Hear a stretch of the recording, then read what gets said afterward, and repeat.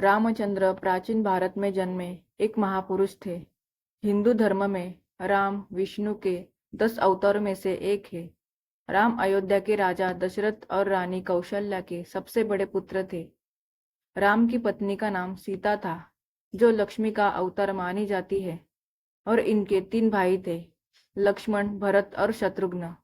हनुमान भगवान राम के सबसे बड़े भक्त माने जाते हैं। राम ने राक्षस जाति के राजा रावण का वध किया। माना जाता है कि राम का जन्म प्राचीन भारत में हुआ था। उनके जन्म के समय का अनुमान सही से नहीं लगाया जा सकता है, परंतु विशेषज्ञों का मानना है कि राम का जन्म तकरीबन आज से 9000 वर्ष 7323 ईसा पूर्व हुआ था। धर्म के मार्ग पर चलने वाले राम ने अपने तीनों भाइयों के साथ गुरु वशिष्ठ से शिक्षा प्राप्त की। किशोर वय में विश्वामित्र उन्हें वन में राक्षसों द्वारा मचाए जा रहे उत्पात को समाप्त करने के लिए ले गए। राम के साथ उनके छोटे भाई लक्ष्मण भी इस कार्य में उनके साथ हो गए। राम ने उस समय ताड़का नामक राक्षसी को मारा था तथा मारीच को पलायन के लिए मजबूर किया। इस दौरान ही विश्वामित्र उन्हें मिथिला लेकर गए। वहां के विदेह राजा जनक ने अपनी पुत्री के विवाह के लिए एक समारोह आयोजित किया था। भगवान शिव का एक धनुष था, जिस पर प्रत्यंचा चढ़ा देने वाले शूर से सीता का विवाह किया जाना था। बहुत सारे राजा महाराजा उस समारोह में पधारे थे। बहुत से राजाओं के प्रयत्न के बाद भी जब धनुष पर प्रत्यंचा चढ़ाना तो दूर, धनुष उठा तक नहीं, तब विश्वामित्र की आज्ञा पाकर राम ने धनुष उठाकर प्रत्यंचा चढ़ाने की कोशिश की। उनकी प्रत्यंचा चढ़ाने की कोशिश में वह महान धनुष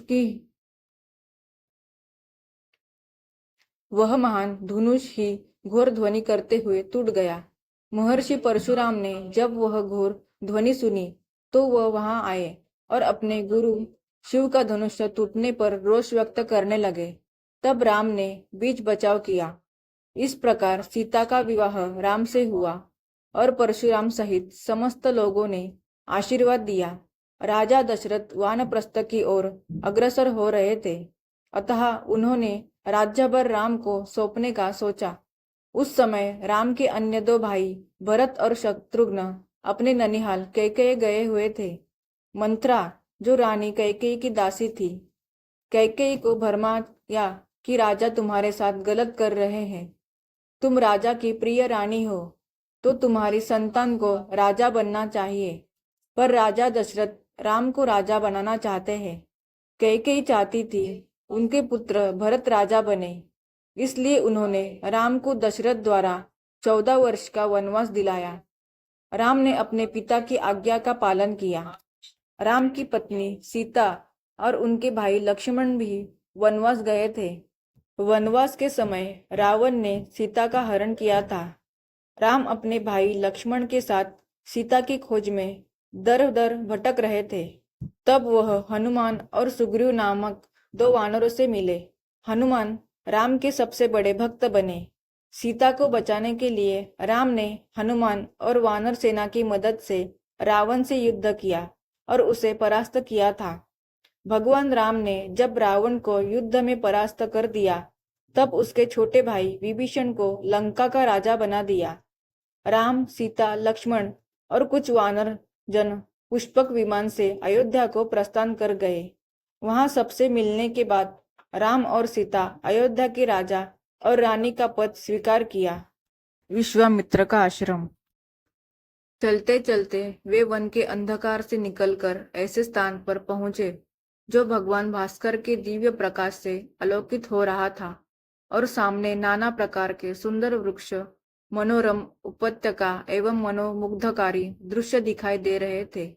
रामचंद्र ने विश्वामित्र से पूछा, हे मुनिराज, सामने पर्वत की सुंदर उपत्याओं में हरे हरे वृक्षों की जो लुभावनी पंक्तियां दृष्टिगत हो रही है, उनके पीछे ऐसा प्रतीत होता है कि जैसे कोई आश्रम है। क्या वास्तव में ऐसा है या यह मेरी कल्पना मात्र है? वहां सुंदर सुंदर मधुर भाषी पक्षियों के झुंड भी दिखाई दे रहे हैं, जिससे प्रतीत होता है कि मेरी कल्पना निराधार नहीं है। विश्वामित्र जी ने कहा, हे वत्स, यह वास्तव में आश्रम ही है और इसका नाम सिद्धाश्रम है। यह सुनकर लक्ष्मण ने पूछा, गुरुदेव, इसका नाम सिद्धाश्रम क्यों पड़ा है? विश्वामित्र जी ने कहा, इस संबंध में एक कथा प्रचलित है। प्राचीन काल में बलि नाम का एक राक्षस था। बलि बहुत पराक्रमी और बलशाली था और समस्त देवताओं को पराजित कर चुका था। एक बार उसी बलि ने यहाँ पर एक महान यज्ञ का अनुष्ठान किया था। यह अनुष्ठान से उसकी शक्ति में और भी वृद्धि हो जाने वाली थी। इस बात को विचार करके देवराज इंद्र अत्यंत भयभीत हो गया। इंद्र समस्त देवताओं को साथ लेकर भगवान विष्णु के पास पहुंचा और उनकी स्तुति करने के पश्चात उनसे प्रार्थना की, हे त्रिलोकीनाथ, राजा बलि ने समस्त देवताओं को परास्त कर दिया है और अब वह एक विराट यज्ञ कर रहा है। वह महादानी और उदार हृदय राक्षस है। उसके द्वार से कोई भी याचक खाली हाथ नहीं लौटता। उसकी तपस्या, तेजस्विता और यज्ञादि शुभ कर्मों से देवलोक सहित संपूर्ण ब्रह्मांड कांप उठा है। यदि उसका यह यज्ञ पूर्ण हो जाएगा तो वह इंद्रासन को प्राप्त कर लेगा। इंद्रासन पर किसी राक्षस का अधिकार होना सूरों की परंपरा के विरुद्ध है। अतएव हे लक्ष्मीपति, आपसे प्रार्थना है कि आप कुछ ऐसा उपाय करें कि उसका यज्ञ पूर्ण न हो पाए। उसकी इस प्रार्थना पर भगवान विष्णु ने कहा, आप सभी देवता निर्भय और निश्चिंत होकर अपने अपने धाम में वापस चले जाएं। आप लोगों का मनोरथ पूर्ण करने के लिए मैं शीघ्र ही उपाय करूंगा। देवताओं के चले जाने के बाद भगवान विष्णु वामन बौने का रूप धारण करके वहां पहुंचे जहां पर बलि यज्ञ कर रहा था। इस बौने किंतु परम तेजस्वी ब्राह्मण से राजा बलि अत्यधिक प्रभावित हुए और बोले, विप्रवर, आपका स्वागत है। आज्ञा कीजिए, मैं आपकी क्या सेवा कर सकता हूँ? बलि के इस तरह कहने पर वामन रूपधारी भगवान विष्णु ने कहा, राजन, मुझे बैठकर भगवान का भजन करने के लिए सिर्फ 2.5 चरण भूमि की आवश्यकता है। इस पर राजा बलि ने प्रसन्नता पूर्वक वामन को 2.5 चरण भूमि नापने की अनुमति दे दी।